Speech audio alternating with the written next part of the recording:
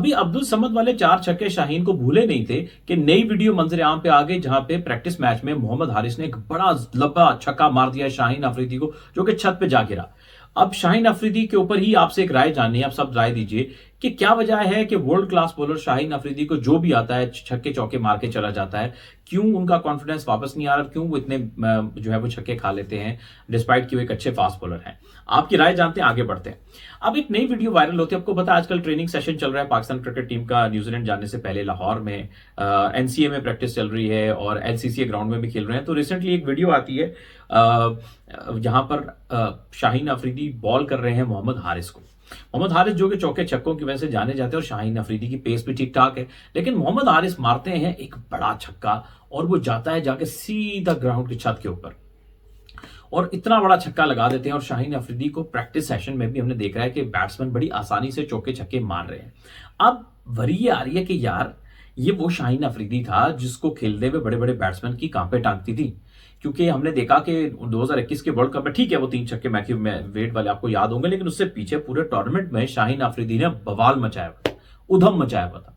145, 148, 140 plus की pace से वो पहला ओवर करता था और उस सारे 1-2 साल में 2021-2020 में वो पहले ओवर में सबसे ज्यादा विकेट्स लेने वाला बॉलर था और इतनी पेस से बॉल स्विंग करके यॉर्कर करता था या आगे से स्विंग करता था कि उसको खेलना नामुमकिन था। आप जरा याद करें वो पहला ओवर जो ऑस्ट्रेलिया के खिलाफ सेमीफाइनल 2021 टी20 वर्ल्ड कप का, जहां पे एरन फिंच को समझ ही नहीं आती मैं करूं क्या, इतनी खतरनाक बॉलिंग। और जिस बॉल पे वो आउट हुआ उसने अपना पैड निकाला, जितनी देर में पैड निकाल के बैट आगे ला रहा था उतनी देर में गेंद इन स्विंग होकर ठाक उसके फ्रंट पैड पे लगी। अंपायर ने कहा चल बेटे घर जा।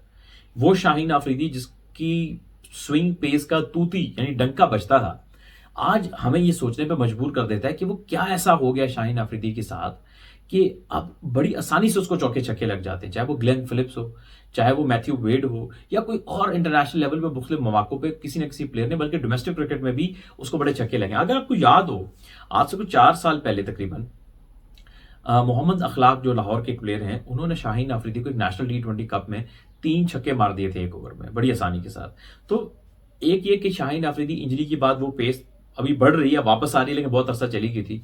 स्विंग अब उनको कभी मिलता है कभी नहीं मिलता, लेकिन वो उतना डेंजरस, जिसको हम अंग्रेजी में लीथल कहते हैं ना, लीथल नहीं रहे, डेंजरस नहीं रहे, इफेक्टिव नहीं रहे। अब भी नए गेंद से कभी अक्सर अच्छी बॉलिंग करते हैं लेकिन असल मसला आता है डेथ ओवर बॉलिंग में, जहां पे जब वो आते हैं तो काफी महंगे रहते हैं और वही सिलसिला जो है वो हमें दिख रहा है अभी यहाँ बॉलिंग में भी कि नेट सेशन में भी उनको बड़ी आसानी से प्लेयर मार देते हैं चौके छक्के। अभी अब्दुल समद वाली वीडियो पे भी काफी लोगों ने रिएक्शन दिया जहां पे उन्होंने 4 छक्के मारे थे एक प्रैक्टिस गेम में उनको, जिससे ये पता चलता है कि अभी अब्दुल समद की 12 की फर्स्ट क्लास एवरेज है। ठीक है वो अच्छा प्लेयर है, पावर हिटर है, लेकिन उसका एक्सपीरियंस शाहीन अफरीदी जैसा नहीं है जो कि काफी सालों से इंटरनेशनल क्रिकेट खेल रहे हैं। लेकिन स्टिल मैं समझता हूं कि शाहीन अफरीदी हमारे प्लेयर हमें अच्छे लगते हैं, लेकिन जब उनको कोई इस तरह से रन्स करता है तो हमें एक थोड़ा सा परेशानी जरूर होती है कि भाई इतना अच्छा फास्ट बॉलर हुआ क्या। दूसरा एंड हम हारिस पे बात करते हैं मोहम्मद हारिस ने अभी मीडिया टॉक की जिसमें ने बिल्कुल एक बार फिर बताया कि जैसे वो बैटिंग करते हैं वैसे उनकी सोच भी है, ऐसे उनकी गुफ्तगू भी है कि मैं रिजल्ट की परवाह नहीं करता, मैं अपने स्टाइल से खेलता हूं।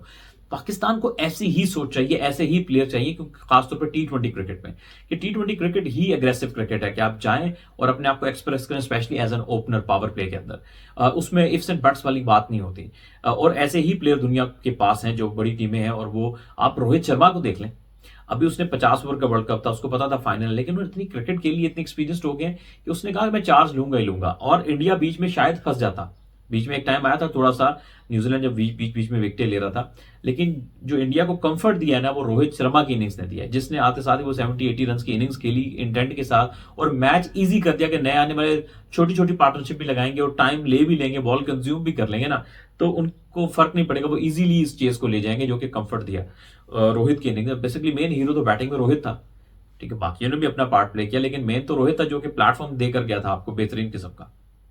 तो इस तरह से हारिस भी एक ऐसा प्लेयर है। और अब पाकिस्तान जिस तरह की ब्रीड आ रही है ना, पाकिस्तान कुछ ज़ाहिर सब टॉप ऑर्डर में तो खेल नहीं सकते हैं, मिडिल ऑर्डर में भी कई प्लेयर्स को एडजस्ट होना पड़ेगा। आपके पास ख्वाजा नाफे हैं, साइम अयूब हैं, फखर जमान को भी चले हम कन्फ्रंट कर, पुराने प्लेयर्स है लेकिन एक अच्छे हिटर हैं। फिर आपके पास मोहम्मद हारिस हैं, यासिर खान हैं, हसन नवाज हैं, और भी काफी सारे खिलाड़ी आपके पास मौजूद हैं। फिर मिडिल ऑर्डर में आप हैदर अली का इंडक्शन कर सकते हैं। शादाब की बॉलिंग पर आप सवाल कर सकते हैं, लेकिन T20 में बैटिंग में वो काफी इफेक्टिव हैं। तो हमारे पास चॉइसेस हैं। फिर इरफान खान नियाजी हैं, अब्दुल समद हैं, ये कुछ लोअर ऑर्डर के बैट्समैन या मिडिल ऑर्डर में भी इनमें से कुछ खेल सकते हैं। फिर कहीं ना कहीं आप चलें खुशदिल को भी डाल ही लें, और जो भी आपके पास बेस्ट अवेलेबल तेज खेलने वाले प्लेयर हैं, और भी इसके अलावा कुछ चॉइसेस हैं जिनका भी मैं नाम नहीं ले पा रहा हूँ। लेकिन बहरहाल आई प्रे कि यार शाहीन अफरीदी अपनी जो डिफेंसिव बॉलिंग स्किल है उसको इम्प्रूव करे।